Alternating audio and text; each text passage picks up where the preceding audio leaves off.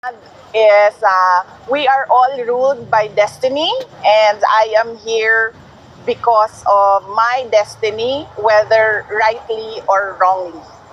Yun ang sinabi niya. And isa pang update is napag-usapan din namin yung oath niya at pag-usapan daw nila ng lawyers niya kung paano gawin yung kanyang oath. Pero initially ang sinabi niya, I want set me free and I will take an oath. Yan yung Yes! Ma'am, meron po kantang ang mga Pilipino para sa iyo.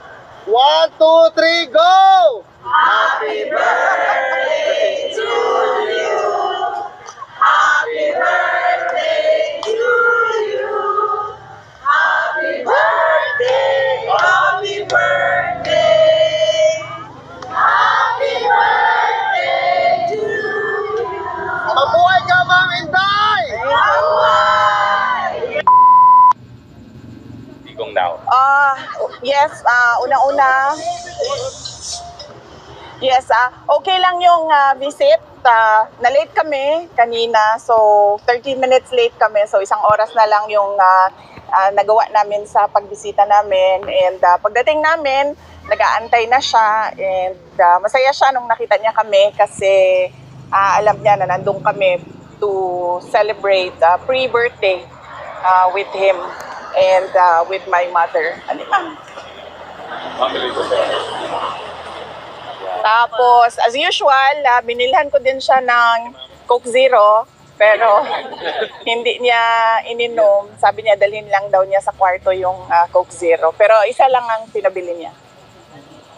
Meron daw ba kayong mga news from the Philippines na na-share sa kanya at ano yung mga reaction niya sa mga news na dala-dala niyo?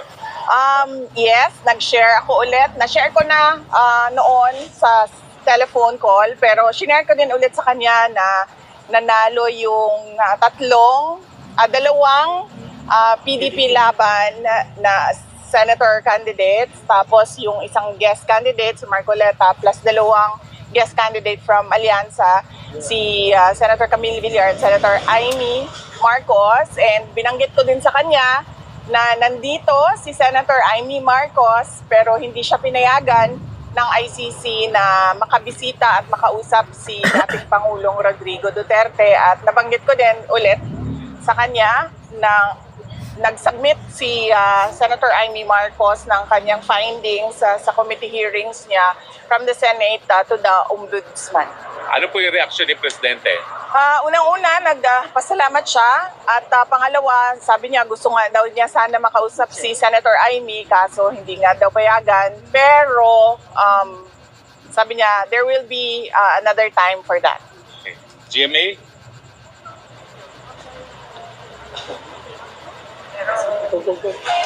VP, bukod po dyan, 88% po ng respondents sa SWS survey ang nagsabing mahalagang harapin ninyo ang impeachment at sagutin ang mga alegasyon. Para raw malinawan ang publiko at malinis ang inyong pangalan. Ano po ang masasabi niyo sa ganitong pananaw?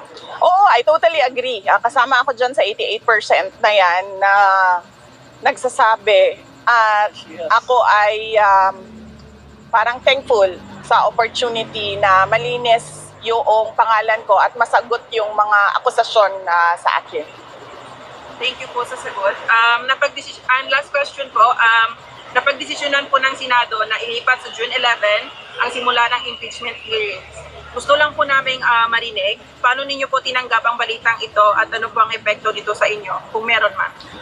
Wala naman siyang epekto sa akin, no? Nag-iisip lang ako kung ano yung epekto nung delay doon sa kaso, pero iiwan na natin yan sa mga lawyers namin, sa defense impeachment lawyers para pag-isipan kung anong posibleng epekto nun sa kaso kung meron man. SMNI, Anton? Hi ma'am, kamusta po kayo? Napakabait ninyo ngayon. No? Mabait sila ngayon. Mabait kayo ngayon. Ay, kailangan magbait-baitan. Kailangan magkunwari. Okay. Tanong po ng SMNI, yung reaction niyo yung ma'am, any reaction po sa gusto ni BBM na makipag-reconcile sa mga Duterte. Sabi niya ayaw niya raw ng gulo. Unang-una, hindi na muna siguro ako magsalita about reconciliation dahil hindi naman mahalaga siguro ang mga personal na problema ng mga tao, no? Ang mas mahalaga is yung taong bayan at yung bayan natin. Yes, ma'am. Thank you po. Ma'am, kasama niyo po si Senator Amy Marcos. Nagkita po sila ni Attorney Kaufman. Ano po yung naging role ni Senator Amy sa case po ni PRRD? Ay, wala po. Wala pong role si Senator Amy sa case ni former President Rodrigo Duterte. Nandito lang siya para kausapin si Attorney Kaufman. Kung ano man yun na pag-usapan nila, wala ako doon. So, mas mahalaga siguro na makausap ninyo si Senator Amy Marcos. At ano yung isang tanong, sir? Yung role niya. Wala siyang role po. Either sa defense or doon sa ICC prosecution case, wala pong role si Senator Amy Marcos. Ito ma'am, last question na lang kasi ito kasi yung usap-usapan ngayon. Ewan ko lang kung pwede ito.